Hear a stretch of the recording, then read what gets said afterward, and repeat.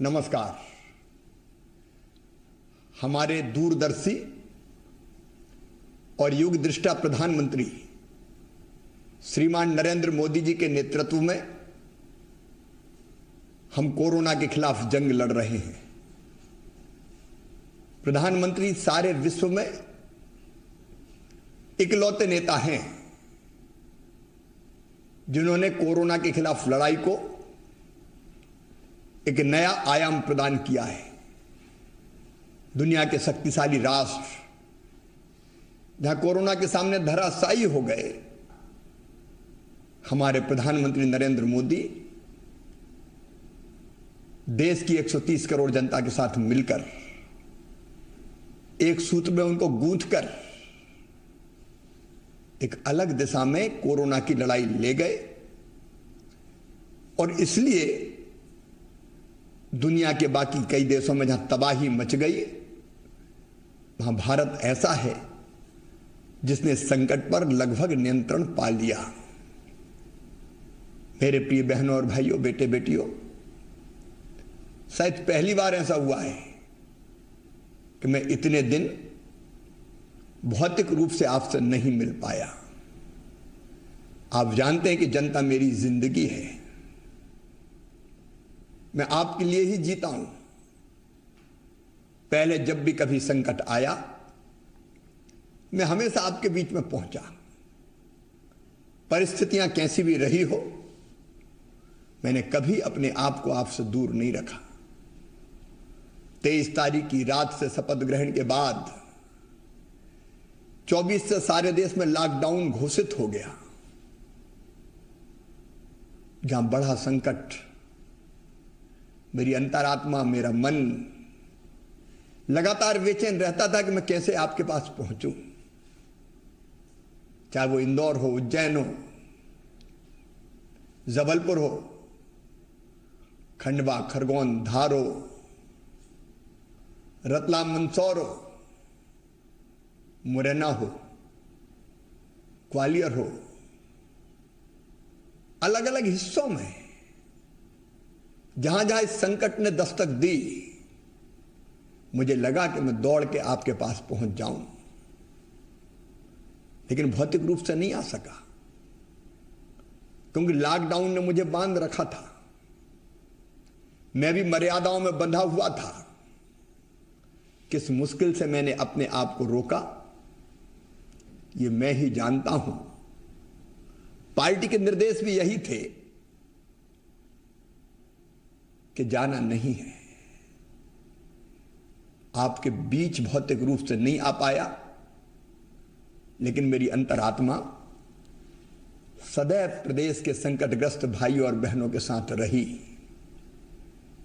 और यहां से भी मैं सवेरे 5:30 बजे से लेकर रात के 1:30-2 बजे तक लगातार कोरोना को कंट्रोल करने के लगातार प्रयास करता रहा। प्रदेश की 7.5 करोड़ जनता के साथ मिलके डॉक्टर्स हो, विशेषज्ञों, स्वास्थ्य कर्मियों, प्रशासनिक अधिकारी हो, सभी धर्मगुरु हों, अलग अलग वर्गों के लोग हों, लगातार मैं संवाद करता रहा। और जो बेहतर व्यवस्थाएं कोरोना को परास्त करने की हो सकती थी, वो बनाने की मैंने कोशिश की। हमने कोशिश की, सबने कोशिश की। सारा समाज, सारा प्रदेश एक हो गया। हम मिलकर लड़े, सामूहिकता के साथ लड़े। कई समाज सेवी संगठन, कई समाज सेवी महानुभाव सेवा के नया इतिहास उन्होंने रचा।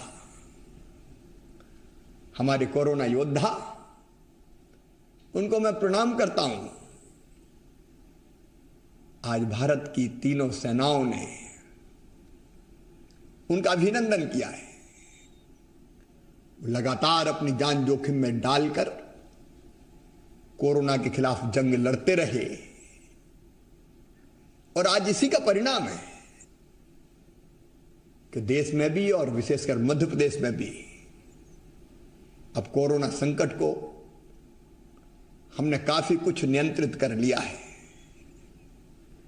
अब ये पहली बार हो रहा है कि जितने पेशेंट पॉजिटिव आ रहे हैं उससे ज्यादा स्वस्थ होकर घर जा रहे हैं। कल अगर 50 पॉजिटिव पेशेंट आए तो इससे दुगने से ज्यादा स्वस्थ होकर अपने घरों में लौट गए। मृत्यु की दर भी लगातार कम होती जा रही है। लेकिन प्रिय बहनों और भाइयों, संकट अभी टला नहीं है। यह कोरोना अलग तरह का वायरस है।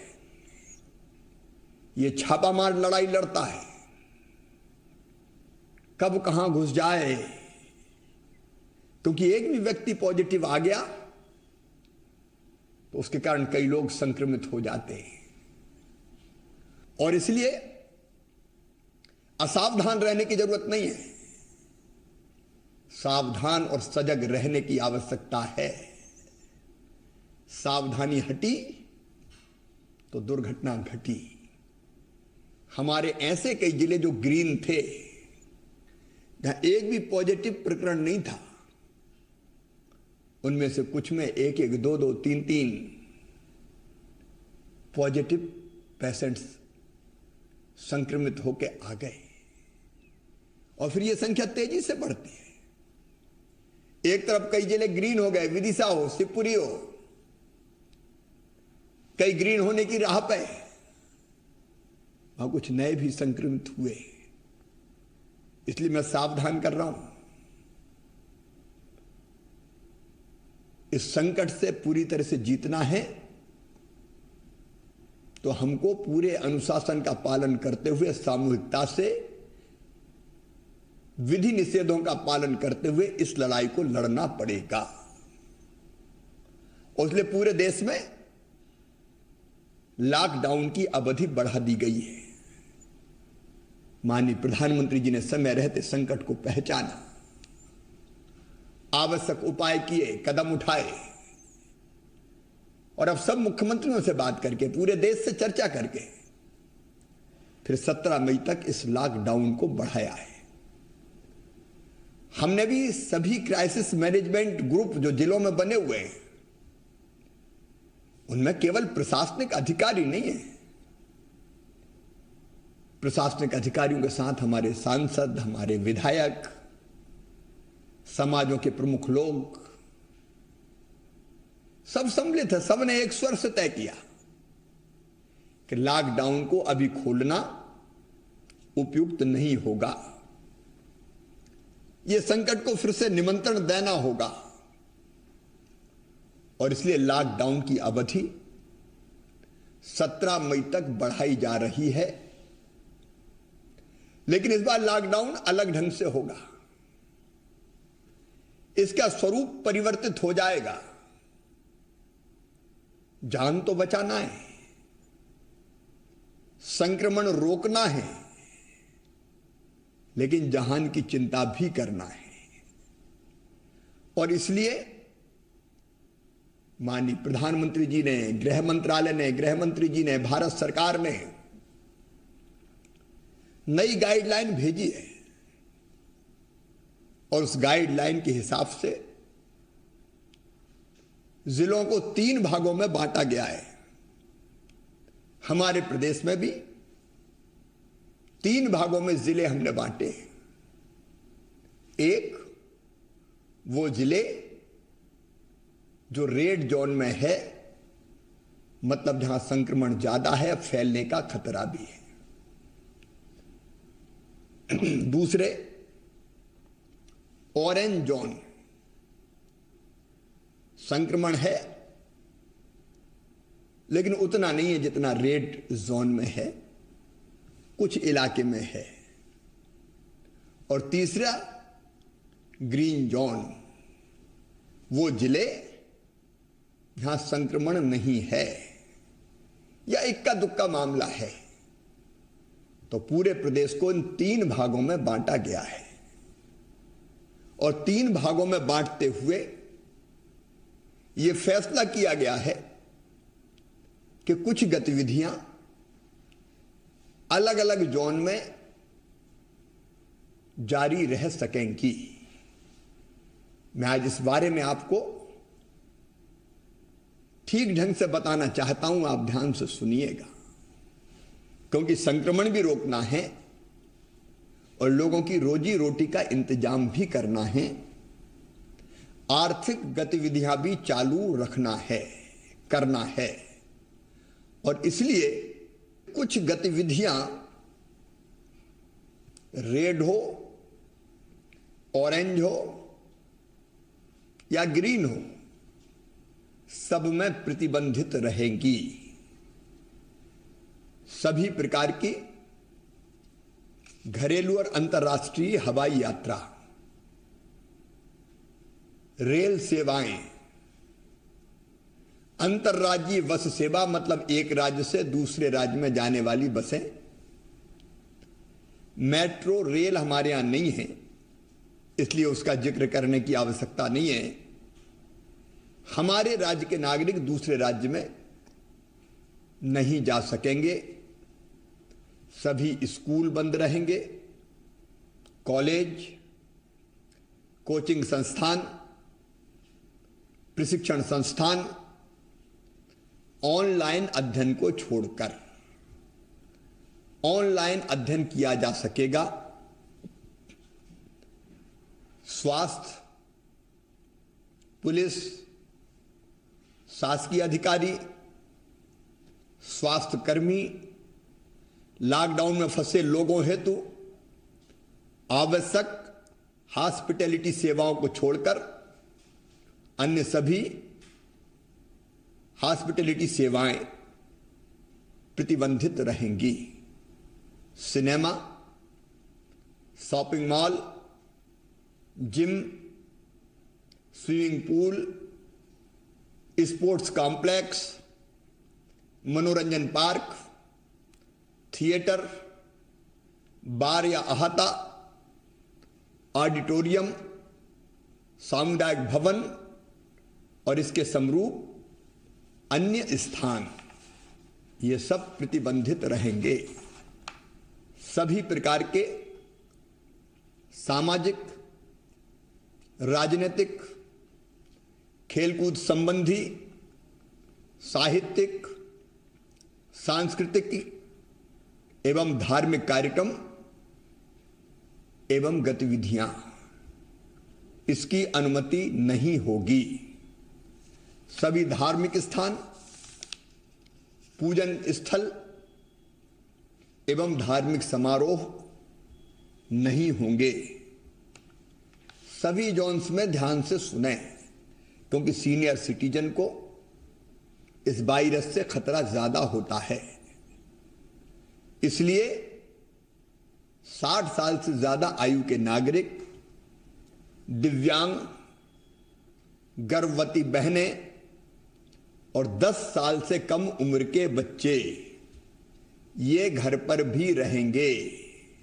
मेरे बुजुर्गों और मेरे छोटे छोटे भांजे भांजियों, आपको अपनी सुरक्षा के लिए अपने घर में ही रहना है।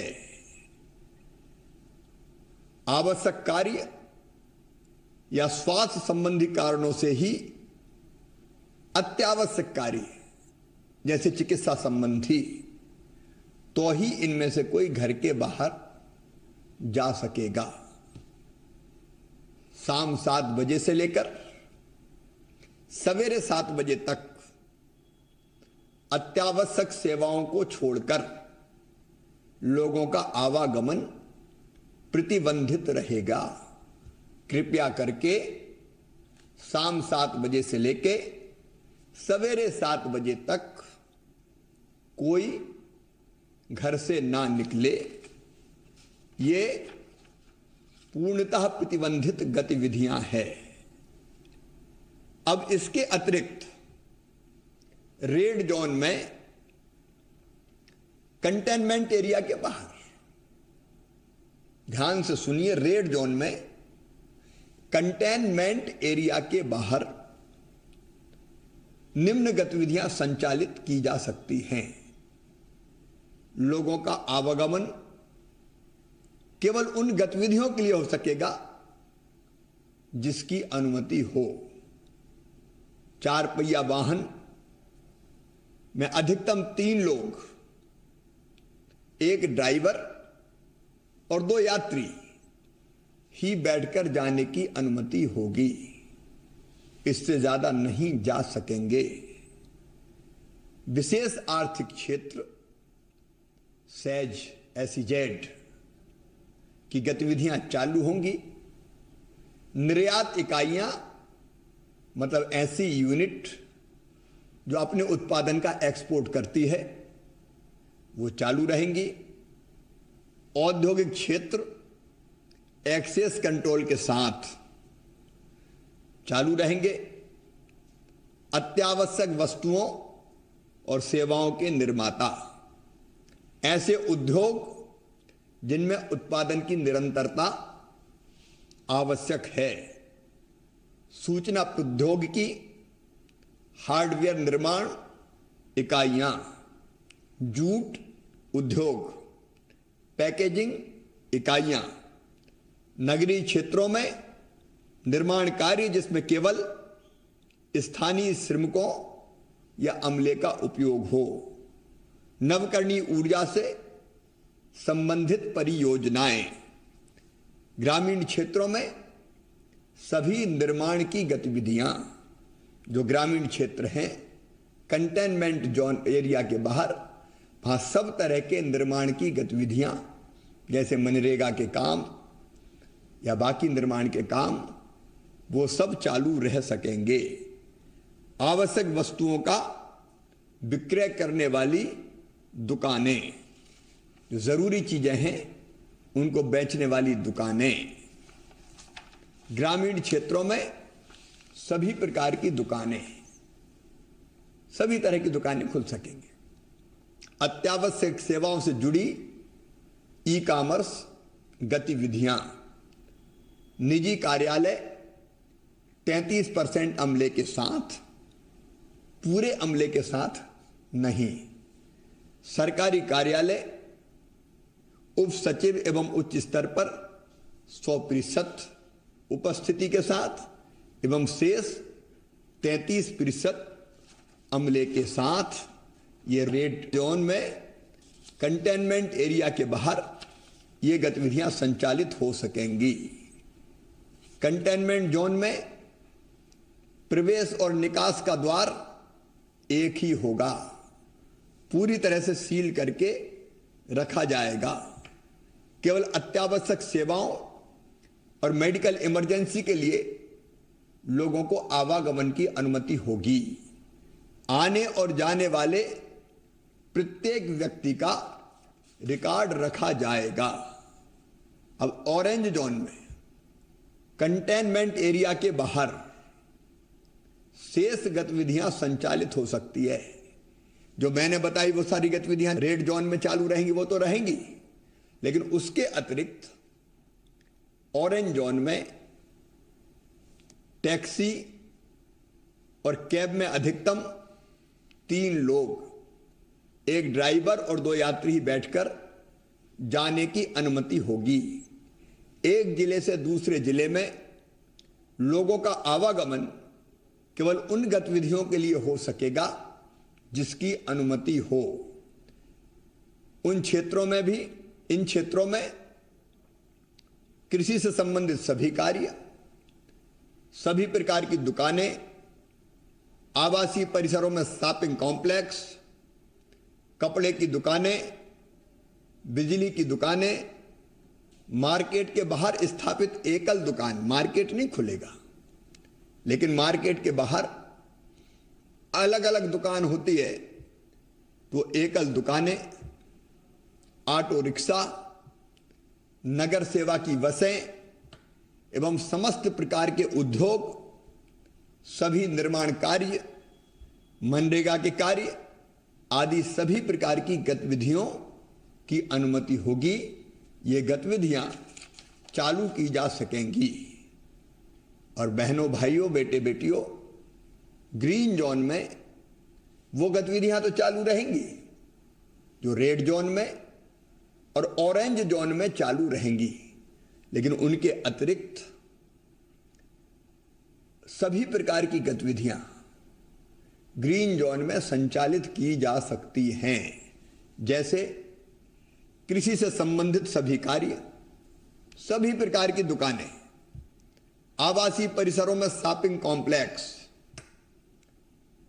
मॉल नहीं, आवासीय परिसरों में शॉपिंग कॉम्प्लेक्स, मार्केट कॉम्प्लेक्स के बाहर स्थापित एकल दुकानें मतलब अकेली अकेली दुकान, ऑटो रिक्शा, नगर सेवा की बसें, ग्रामीण क्षेत्र में समस्त उद्योग, समस्त निर्माण कार्य, वाहन शोरूम, उपकरण मरम्मत, वाहन सर्विसिंग, मनरेगा के कार्य, सभी प्रकार की गतिविधियां,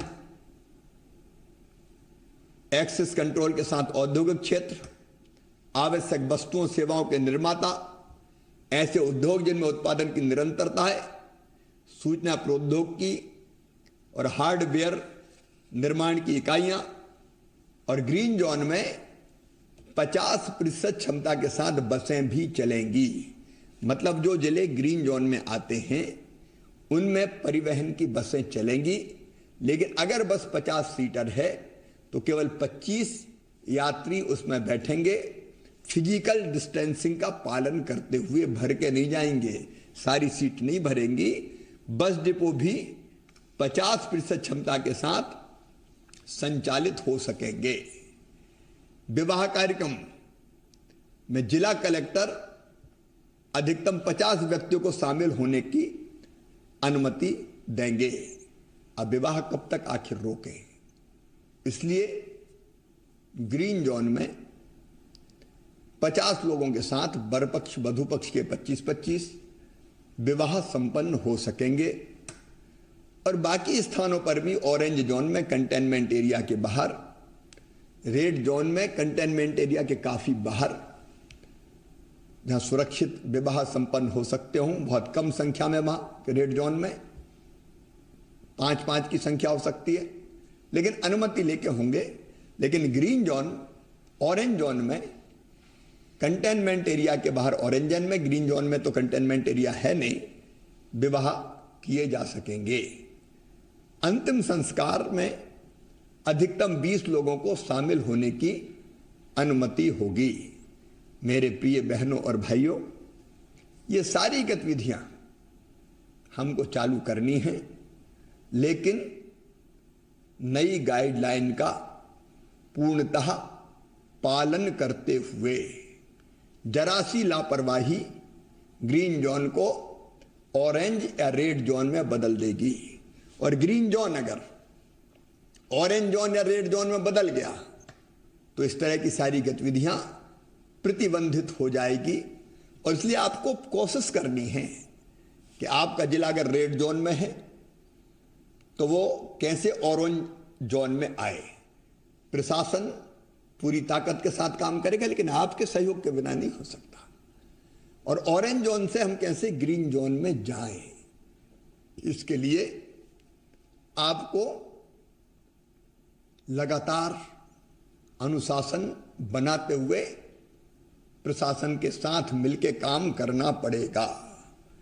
मेरे प्रिय बहनों और भाइयों, हमें कोरोना के साथ जीना भी सीखना पड़ेगा, क्योंकि कोई तारीख नहीं बता सकता आज किस तारीख को कोरोना वायरस समाप्त हो जाएगा। आप जानते भी वैक्सीन बनी नहीं है, दवा कोई है नहीं, और इसलिए कोरोना के साथ हमको जीना सीखना होगा। लाइफ स्टाइल हमको बदलनी पड़ेगी, मतलब भारतीय संस्कार और परंपराओं का पालन करते हुए जीवन जीना पड़ेगा। जैसे हाथ मिलाने के बजाय दूर से नमस्ते, 2 गज की दूरी, मास्क हमेशा बांध के रखना, नाक और मुंह कवर करके रखना, बार बार हाथ धोते रहना, बाकी जो गतिविधियां प्रतिबंधित है वो नहीं करना, भोजन भी जो शरीर के लिए हितकारी हो वो करना। प्राचीन समय में ऋषियों ने कहा था शरीर को स्वस्थ रखने के लिए क्या करना चाहिए, तो उन्होंने 3 मंत्र दिए थे, हितभुक, मितभुक, ऋतुभुक। हितभुक मतलब जो शरीर के लिए हितकारी हो वो खाएं, मितभुक का मतलब भूख से कम खाएं, और ऋतु भुक मतलब ऋतु में जो चीजें होती है वो खाएं। सुपाच्य भोजन, सवेरे जल्दी उठना, व्यायाम करना, योगासन करना, प्राणायाम करना। प्राणायाम आपके फेफड़ों को मजबूत बनाता है, रोग प्रतिरोधक क्षमता बढ़ाता है। जीवन नियमित जीना, आयुर्वेदिक काढ़े का प्रयोग करना। पूरे प्रदेश में 1 करोड़ परिवारों में आयुर्वेदिक काढ़ा निःशुल्क पहुंचाने की हमने व्यवस्था की है। तो हमको अपनी जिंदगी में जीने का तरीका बदलना पड़ेगा। इससे रोग प्रतिरोधक क्षमता बढ़ेगी, और रोग प्रतिरोधक क्षमता बढ़ेगी तो कोरोना का आक्रमण हम लोग विफल कर पाएंगे। देखिए, कोरोना ऐसा रोग नहीं है कि जिससे डरा जाए। डरने की जरूरत नहीं है, क्योंकि कई लोग ऐसे हैं जिनने कोरोना को पराजित किया है। मैं एक छोटी सी बिटिया पूर्वा सिंह से मैंने बात की थी। 8 साल की उम्र थी। पुलिस आवास टीटी नगर में रहने वाली बेटी कोरोना संक्रमित हो गई। बहादुरी से लड़ी, हिम्मत से लड़ाई लड़ी और फिर स्वस्थ होकर चिरायु अस्पताल से बाहर आ गई। मैंने फोन पर उसको बधाई दी थी। डॉक्टर विभा के बच्चों की कहानी भी प्रशंसनीय है। उनके पति डॉक्टर सौरभ पुरोहित, 2 वर्षीय बेटा वीर संक्रमित हो गया और उसका इलाज करने के चक्कर में वो स्वयं और उनका 5 वर्षीय बेटा भी संक्रमित हो गया। पूरा परिवार संक्रमित हुआ, लेकिन वो घबराए नहीं, हिम्मत से मुकाबला किया और सभी कोरोना को पराजित करके वापस लौट आए। तो कोरोना से हिम्मत से लड़के जंग जीती जा सकती है। एक निवेदन मैं आप सबसे करूंगा, कोरोना संक्रमित व्यक्तियों के प्रति स्नेह और संवेदना रखें। आखिर वो हमारे भाई बहन है। एक वायरस से पीड़ित है तो जल्दी ठीक हो जाएंगे। ये छूत की बीमारी मान के उनके साथ कोई अमानवीय व्यवहार ना करे, और इसलिए हिम्मत से लड़े, हम जीतेंगे। इन दिनों मेरे बहनों और भाइयों, कई तरह के बहुत महत्वपूर्ण कदम कोरोना से लड़ाई लड़ने के साथ साथ हमने उठाए हैं। किसान भाइयों, मंडी एक्ट में हमने संशोधन कर दिया है। अब किसान को अगर अपनी फसल बेचना है तो मंडी का विकल्प है, उसके साथ साथ समर्थन मूल्य पर खरीदी भी है। लेकिन प्राइवेट व्यापारी लाइसेंस लेके किसान के घर या खेत में जाके उसका उत्पाद, चाहे वो फल सब्जी हो, अनाज हो, खरीद सकेगा। कोई निर्यात करने वाला, कोई मिल चलाने वाला, वो भी किसान के उत्पाद को घर से ठीक दाम देके खरीद सकेगा। प्राइवेट मंडी स्थापित की जा सकेगी। ई ट्रेडिंग की व्यवस्था, ऑनलाइन ट्रेडिंग की व्यवस्था अब हमने कर दी है, ताकि भोपाल में बैठ के चेन्नई के भाव आपको पता चले और आप ठीक दामों पर अपनी फसल बेच सके। क्रांतिकारी परिवर्तन मंडी एक्ट में हमने किया है, और ऐसा करने वाला मध्य प्रदेश देश में पहला राज्य बना है। अधिक विकल्प किसान को हो और वो ज्यादा प्रतिस्पर्धी दरों पर अपने उत्पादन को बेच सके। हमने गेहूं की खरीदी 15 अप्रैल लेट शुरू की थी, लेकिन कल तक गेहूं 7,05,000 किसानों से हम खरीद चुके हैं। चने और मसूर, सरसों की खरीदी भी अब धीरे धीरे जोर पकड़ रही है। हमने फसल बीमा योजना के 2,990 करोड़ रुपया किसानों के खाते में पहुंचाने का काम किया है। मेरे प्रिय बहनों और भाइयों, निर्माण मजदूरों के खाते में कल 1,000 रुपए की और दूसरी किस्त मैंने डाली है, ताकि इस मुश्किल वक्त में उनका समय कट जाए। जो बाहर फंसे हुए मजदूर हैं, उनको निकालने के काम में हम ये आए हैं। और अब भारत सरकार को मैं धन्यवाद देता हूं, ट्रेनों की व्यवस्था की जा रही है। हमने जो बाहर फंसे हुए मजदूर हैं, उनको मैं निवेदन करना चाहता हूं, वो घबराएं ना। अभी हमारी 31 ट्रेनें, 22 महाराष्ट्र, 2 गुजरात, 1 दिल्ली, 2 गोवा, 4 अन्य स्थानों से अभी चलेंगी। 37,500 मजदूर इनसे लाएंगे। इसके बाद दक्षिण के राज्यों के लिए भी ट्रेनों से लाने का प्लान हम लोगों ने तैयार किया है। रेल मंत्रालय से हम लोग बात लगातार कर रहे हैं।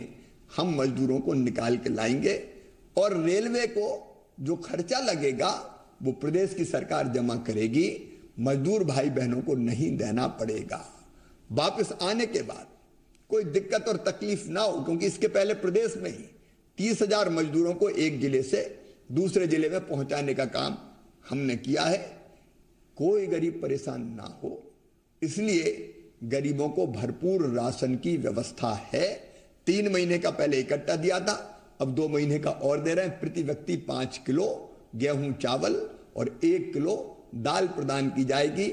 एक व्यक्ति को 10 किलो, 5 सदस्य हैं तो 50 किलो मिलेगा। राशन कार्ड भी ना हो तो अभी हम भोजन के लिए राशन की व्यवस्था कर रहे हैं। कोई भूखा नहीं सोएगा, ये हमारा प्रयास है। मेरे प्रिय विद्यार्थी बेटे बेटियों, आप अनेकों जगह कई दिनों से मध्य प्रदेश के अंदर भी फंसे हुए हैं। बाहर फंसे कई बच्चों को हम वापस लाए हैं, लेकिन जो पर्यटक, इलाज कराने के लिए गए लोग अलग अलग जगह फंसे हैं, वो चिंता ना करें, थोड़ी देर लग सकती है। रेड जोन से अभी लाने की अनुमति नहीं है, लेकिन हम उनकी सूची बना रहे हैं। यथासंभव हम रजिस्ट्रेशन करवाएंगे और रजिस्ट्रेशन करवाने के बाद हम ग्रीन जोन में या कोई दिक्कत नहीं होगी, ऑरेंज जोन में कंटेनमेंट एरिया से बाहर ले जाने में दिक्कत नहीं होगी, उसकी व्यवस्था भी हम शीघ्र बनाने वाले हैं। लेकिन रेड जोन में हम रजिस्ट्रेशन करके धीरे धीरे सुरक्षित उनको उनके गांव या शहर पहुंचाएंगे। सुरक्षित मैं इसलिए कह रहा हूं कि जल्दीबाजी में अगर हमने लोगों को शहर से दूसरे शहर भेजा, एक शहर से, और वहां जाके किसी दूसरे को वो संक्रमित कर गए, तो हमारे परिश्रम पर, मेहनत पर पानी फिर जाएगा। इसलिए मेरे बच्चों, मैं माफी चाहता हूं, घबराना मत, परेशान मत होना। दिक्कत है, लेकिन इसका रास्ता भी हम निकालने का काम कर रहे हैं। रोजगार के लिए कई गतिविधियां चालू है। आज बताते हुए मुझे खुशी है कि 11,25,000 मनरेगा के मजदूरों को मजदूरी दी गई है। तेंदुपत्ते की तुड़ाई का काम चल रहा है, वनोपज के संग्रहण का काम चल रहा है। बीड़ी मजदूरों ने भी बीड़ी निर्माण का काम प्रारंभ कर दिया है, वो काम भी हमने शुरू करा दिया है ताकि उनको भी रोजगार मिल सके। मास्क बनाने के काम में कई बहनें लगी है, मास्क की आपूर्ति भी हो रही है और उनको रोजगार भी मिल रहा है। निर्माण की कई गतिविधियां चालू है। रेड जोन छोड़ के औद्योगिक गतिविधियां भी हमने व्यापक पैमाने पर चालू की है। ये संकट है, लेकिन इसको अवसर में बदलने के लिए हम लगातार प्रयत्न कर रहे हैं। और इसलिए रोजगार के नए अवसर बढ़ाने के लिए, नया निवेश मध्य प्रदेश में कैसे आए, इसके लिए हम नई औद्योगिक नीति बना रहे हैं। एक बात मैं प्रदेशवासियों से कहना चाहता हूं, हम प्रोत्साहित उन इकाइयों को करेंगे जिसमें ज्यादा मजदूरों को रोजगार मिलेगा, ऊर्जा की कम खपत होगी और जो पर्यावरण को सुरक्षित करके रखेंगी। देखिए, प्रकृति का शोषण नहीं, हमको दोहन करना है। शोषण अगर करते हैं तो परिणाम भयानक होते हैं। आज देखिए, कोरोना एक तरफ संकट लेके आया, वहीं दूसरी तरफ प्रकृति का एक अलग रंग खिल गया। पशु पक्षी, पेड़ पौधे, नदियां, वो आज अलग रंग में दिखाई दे रहे हैं। इसलिए हमको पर्यावरण को भी बचाने का काम करना पड़ेगा। सब बचेंगे तो हम भी बचे रहेंगे।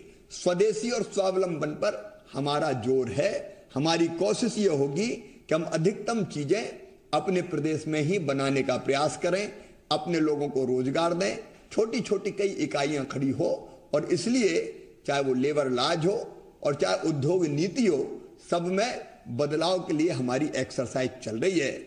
इसके परिणाम भी जल्दी अच्छे मिलेंगे। मेरे प्रिय बहनों और भाइयों, आपके प्रयासों से हम सब मिलकर सामूहिक रूप से कोरोना को नियंत्रित कर पाए हैं। मैं एक बात और कहना चाहता हूं, निराश कोई ना हो, हताश कोई ना हो। भगवान श्री कृष्ण से अर्जुन ने पूछा कि अच्छा श्रेष्ठ व्यक्ति किसको कहते हैं, तो भगवान श्री कृष्ण ने एक श्लोक जो गीता में कहा, मैं वो आपको सुनाना चाहता हूं। उन्होंने कहा, मुक्त संगो अनहमवादी धृति उत्साह समन्विता सिद्धि असिद्धियों निर्विकारा कर्ता सात्विक उच्चते। मुक्त संगो मतलब सबके साथ, कुछ लोगों के साथ नहीं। मुक्त संगो हम सब मिलकर साथ, कुछ साथ है कुछ साथ नहीं है, ये नहीं। किसी भी धर्म के, किसी भी उपासना पद्धति के लोग हों, किसी भी समाज के हों, किसी भी वर्ग के हों, जो सबको मिलकर सबके साथ काम कर सके, वो मुक्त संगो। अनहमवादी मतलब अहंकार छोड़कर जो काम करे, निरहंकार हो। मुक्त संगो अनहमवादी। धृति मतलब धैर्य। कोरोना का संकट आ गया तो घबरा गए, क्या करेंगे? नहीं, धैर्य रखना है और धैर्य रखते हुए रास्ता निकालना है। उत्साह, दिन और रात काम है। संकट तो जूझेंगे, मिलकर लड़ेंगे और जीतेंगे।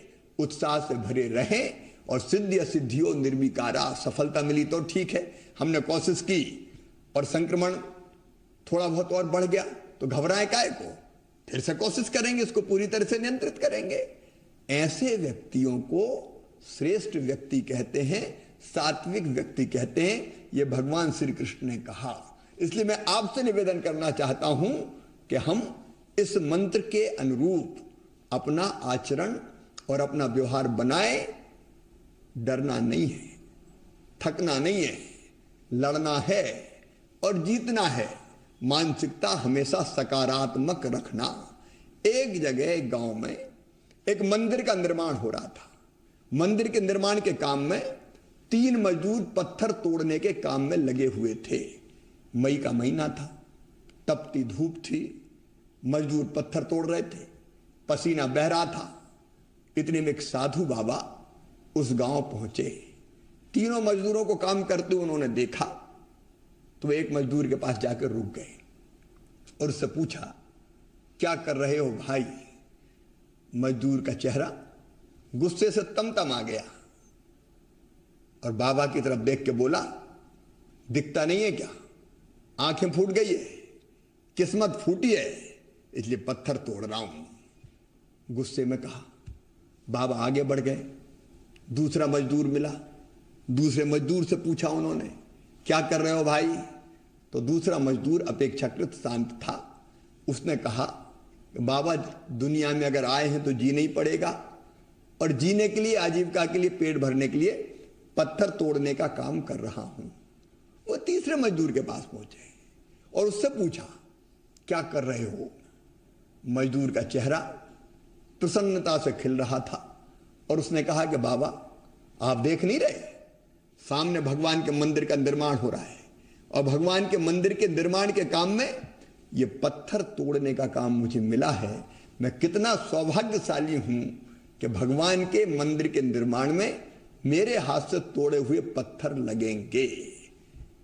काम 1, दृष्टिकोण 3, किस्मत फूटी है, जीने के लिए कर रहा हूं, पेट भरने के लिए, और 1 मेरा सौभाग्य है, भगवान का मंदिर बनेगा मेरे तोड़े पत्थरों से। यह दृष्टिकोण है सकारात्मक। अगर सकारात्मक दृष्टिकोण रखेंगे तो जीवन का आनंद कई गुना ज्यादा बढ़ जाएगा। और इसलिए सभी मेरे भाई बहनों से निवेदन करना चाहता हूं, इस समय हम सबको सकारात्मक रहने की जरूरत है। पूजा, उपासना, अर्चना सब घर में रह के करें। रमजान का महीना है, घर में रहकर ही रोजे रखें और प्रार्थना करें कि जब तक ईद आए ये पूरा संकट समाप्त हो जाए। मंदिर में नहीं जा सकते, घर पर रहकर भगवान की पूजा, अर्चना और उपासना करना और उससे प्रार्थना करना कि प्रभु इतनी शक्ति हमें दो कि इस संकट से हम मुक्ति पाएं। भगवान तो भाव के भूखे हैं। अगर शुद्ध अंतःकरण से हम उनको पुकारेंगे तो जहां हम पुकारेंगे वो वहीं हमें दिखाई देंगे, वो वहीं हमारे साथ होंगे। और इसलिए मेरे प्रिय बहनों और भाइयों, इस समय सकारात्मक दृष्टिकोण रखें। हम कृत संकल्प है इस संकट को अवसर में बदलने के लिए और अवसर में बदल के एक नया मध्य प्रदेश गढ़ने के लिए। आइए हम सब साथ आए, इस संकट को भी परास्त करें कोरोना के, और नए मध्य प्रदेश के निर्माण के लिए नई राह बनाएं। बहुत बहुत धन्यवाद।